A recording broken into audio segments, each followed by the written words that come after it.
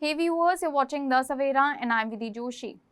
In the wake of escalating violence and political unrest in Nepal, at least 2,000 Indian nationals have returned home through the Panitanki border in West Bengal, Siliguri, over the last 3 days.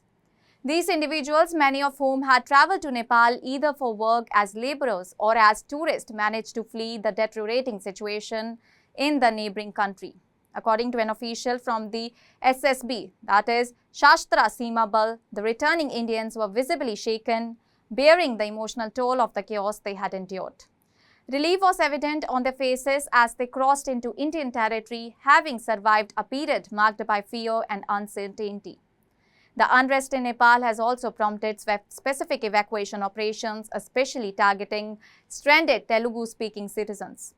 On Thursday, a coordinated effort led to the evacuation of a group of 12 people by a special flight from Simikot to Nepalganj, located near the Indian border. Simultaneously, another group of 22 individuals successfully crossed into India by route. All these efforts were personally supervised by Nara Lokesh, the Minister for Real-Time Governance, who has been closely monitoring the situation and overseeing logistics. He confirmed that an Indigo flight is being arranged from Kathmandu to New Delhi aimed at airlifting more than 200 people. Lokesh also posted on social media platform X that 133 individuals have already been safely escorted to the airport under convoy protection. Another group of evacuees who travelled via special bus from Hatauda safely reached Bihar after crossing the Indian border. This group is scheduled to continue their journey to Delhi. Meanwhile, the 12 evacuees who arrived in Nepalganj from Simikot were transported to Lucknow by route. From there, they are expected to board a flight to Hyderabad. TDP Member of Parliament Sana Satish played a key role in coordinating with local authorities in Nepal to facilitate this evacuation.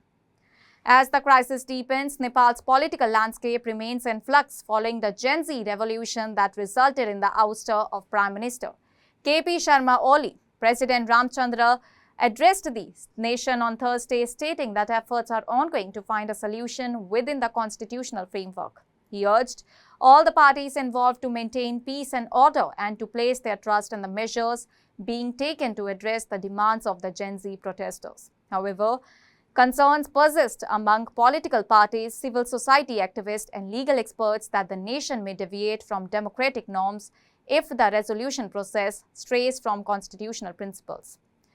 Also, the Nepal Army has taken control of law and order in the Kathmandu Valley and has imposed a curfew until Friday morning. Top army officials are now leading negotiations with Gen Z leaders to determine the country's political future. While President Patel has presented himself as a key figure in the talks, his role remains largely ceremonial under the Nepalese constitution, where he serves as the commander-in-chief of the army in name only. On the ground, protests continue with many Nepali citizens demanding that the democratic process be upheld and that any drift towards military rule be avoided. Amid all these developments, former Chief Justice Sushila Karki has emerged as the frontrunner to lead a potential interim government. She has received support from various quarters, including Kathmandu City Mayor Belen Shah, further signalling the public's desire for a stable and credible transition of power. The situation remains tense in Nepal, but efforts on both the sides of the border are ongoing to ensure the safety of those affected, particularly the safe return of Indian nationals and the pursuit of a peaceful political resolution in Nepal. That's all for now. Stay tuned to The Savera for more updates. Do like, comment and subscribe to the channel.